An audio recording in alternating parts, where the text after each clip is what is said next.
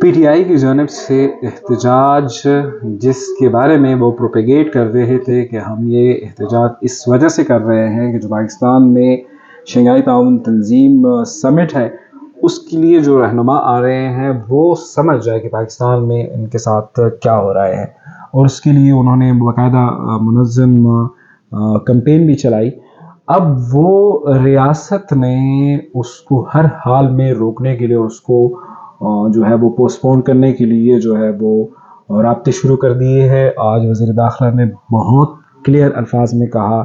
کہ یہ احتجاج کرنے سے پہلے 10 مرتبہ ہر شہری، ہر کارکن کو سوچنا ہوگا، اور یہ ہرگز جو ہے وہ نہیں ہونے دیا جائے گا۔ اسلام آباد میں یہ قانون پاس ہوا ہے کہ یہاں پر بغیر اجازت کے احتجاج جو ہے اس کی اجازت نہیں ہوگی، اور پھر ریڈ زون میں تو کسی صورت بھی احتجاج کی اجازت نہیں ہوگی۔ اور ساتھ ساتھ پھر پی ٹی آئی کا جب احتجاج ہے اور پھر ریڈ زون کی بات ہے اور وہ سی او سمٹ کے وقت میں ہے، تو یہ واقعی میں اسٹیٹ کے لیے جو ہے وہ آپ کہہ سکتے ہیں پرابلمیٹک ہو سکتا ہے۔ تو اب یہ بات سامنے آئی ہے کہ 2 باتیں ہیں۔ ایک تو یہ ہے کہ خیبر پختونخوا حکومت سے آفیشیلی فیڈرل گورنمنٹ نے درخواست کی ہے اور ان کے سامنے یہ بات رکھی ہے کہ آپ لوگ اپنا احتجاج 15-16 اکتوبر کے بعد کے لیے کسی دن کے لیے رکھ لیں، اس سے پہلے آپ لوگ احتجاج نہ کریں۔ اور ایک تو یہ بات ہے کہ اگر خیبر پختونخوا حکومت جو ہے وہ فیڈرل گورنمنٹ کو یا اپنے آپ کو سیف ایگزٹ دینے کے لیے یہ بات مانتی ہے تو ٹھیک ہے۔ جو دوسری بات ہے وہ یہ ہے کہ اس بات سے بچنے کے لیے کہ ہم نے تو احتجاج کی کال جب دی تو ہم نے کر کے دکھایا،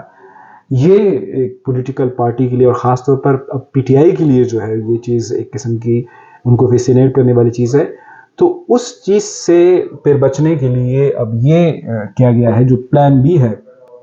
کہ آپ لوگ جہاں جہاں ہیں وہاں پر احتجاج کریں۔ اب اگر پی ٹی آئی کارکن اپنے گھروں میں ہیں تو گھر میں احتجاج کریں، یا کہتے ہیں جس سیکٹر میں آپ ہیں وہاں پہ احتجاج کریں۔ تو اسلام آباد پورے سیل ہے، اور اسلام آباد میں کئی اسکولوں کے لیے چھٹی بھی دی گئی ہے، اور جس انداز میں راستے بند کر دیے گئے ہیں۔ پنڈی میں احتجاج ایک اور بات ہے، لیکن اس رجیم میں اور خاص طور پر جو محسن نقوی بطور وزیر داخلہ ہے اس میں پھر اسلام آباد میں اس ریڈ زون تو درکنار پورے اسلام آباد میں کہیں پہ مجھے نہیں لگتا کہ جو راولپنڈی میں جس انداز میں احتجاج کیا تھا وہ اسلام آباد میں ممکن ہو پائے گا۔ مختلف وجوہات میں سے ایک وجہ جہاں یہ ہے کہ اسلام آباد کے لوگ اور اسلام آباد میں رہنے والے لوگ جو ہے وہ احتجاج سے کافی تنگ آ گئے ہیں، اور بہت دفعہ میں نے ابھی ریسنٹ ٹائم میں دیکھا ہے کہ جب احتجاج ہوتے ہیں تو اس میں لوگ نہیں ہوتے۔ دوسری وجہ کہ لا انفورسمنٹ ایجنسیز کی کو بہت کلیئر کٹ انسٹرکشن ہے کہ کسی بھی طرح سے نرمی سے پیش نہ آ جائے اگر کوئی احتجاج کل کے دن کرے گا۔ تو مجھے نہیں لگتا کہ کل کے دن اسلام آباد میں احتجاج پہلے ممکن ہو پائے گا اور پھر کسی طرح سے کامیاب بھی ہو پائے گا۔ تو اگر خیبر پختونخوا حکومت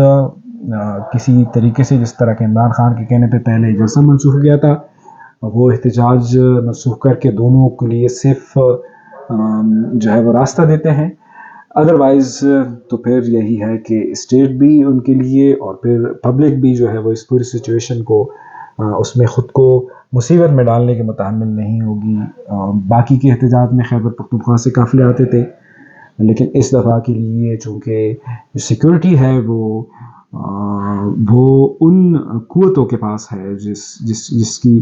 ذمہ داری اسٹیٹ کو جو ہے وہ پروٹیکٹ کرنا ہے، تو وہ اس صورت میں پھر خطرناک ہوگا، اور اس صورت میں پی ٹی آئی کے لیے یہ ممکن نہیں ہوگا۔ ہم کل تک دیکھتے ہیں۔ آپ اپنا خیال رکھیں اور جہاں رہیں محفوظ رہیں۔